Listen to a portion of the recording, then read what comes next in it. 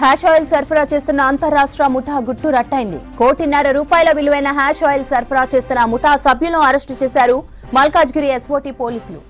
AP, Odisha రాష్ట్రాలకు చెందిన ఇద్దరి దగ్గర 5.1 కిలోల హ్యాష్ ఆయిల్ ను సీజ్ చేశారు.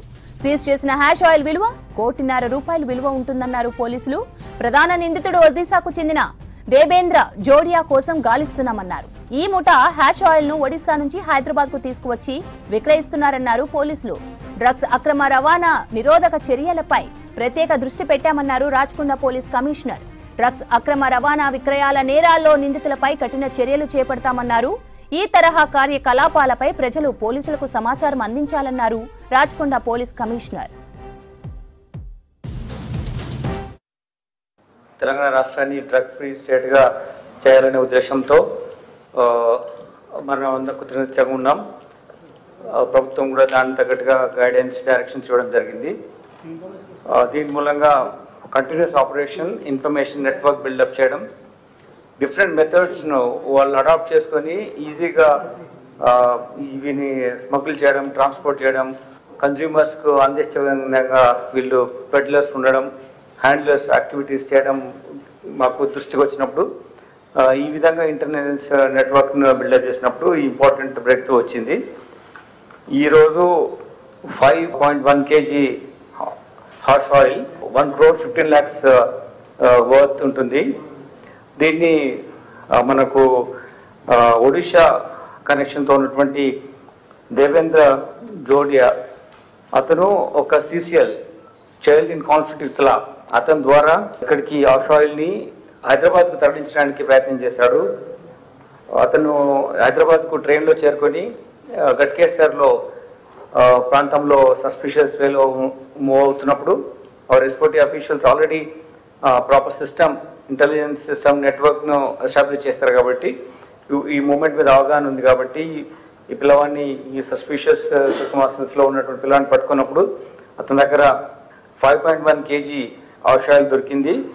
మీకు తెలుసు ఒక 50 to 60 kg of ganja different మెథడ్స్లో దాన్ని బాయిల్ చేసినప్పుడు దాన్ని నుంచి ఎక్స్ట్రాక్ట్ వస్తుంది. ఇది దాని నుంచి అంటే యూ కెన్ ఇమాజిన్ 5 kg కోసం ఎంత గాంజాను దీనికి ఎక్స్ట్రాక్షన్ పర్పస్ వాడుతున్నారని. ఈ పిల్లవాడు 17-year-old బాయ్. యాక్చువల్లీ ఇతను చదువుల్లో సరిగా ఇంట్రెస్ట్ లేకుండా ఉండడం మూలంగా ఇతని హ్యాండ్లర్ ఈ దేవేంద్ర ఒరిస్సాలో ఉంటూ ఆంధ్రప్రదేశ్ బార్డర్లో తిరుగుతూ ఉంటాడు. ఇతన్ని తీసుకొని వైజాగ్లో కూడా ఇటువంటి యాక్టివిటీస్లో ఇతన్ని వాడుకోవడం, సప్లై చేయడం అవన్నీ చేశారు ఈ నేరస్తులు. అతన్ని అక్కడ చేసిన తర్వాత అతని ద్వారానే హైదరాబాద్ లాంటి ప్రాంతాలను కూడా అమ్మడానికి తీసుకొచ్చినప్పుడు ఇది first time this boy had come to our place and we caught him. ఇతనికి పట్టుకున్న తర్వాత ఈరోజు మార్నింగ్ మెడికల్ డాక్టర్ సర్టిఫికేట్ కూడా వెరిఫికేషన్ కూడా చేయడం జరిగింది పిల్లవాడు ఏజ్ డిటర్మినేషన్ కోసం. And it is confirmed is CCL child in conflict with law. So we can't produce him in the press conference, we can't reveal his name. But other main accused వెనుక మేము already our teams are there. We are going to get him very soon. ఈ particular కేసులో అయితే ఒక చిన్న పిల్లవాడిని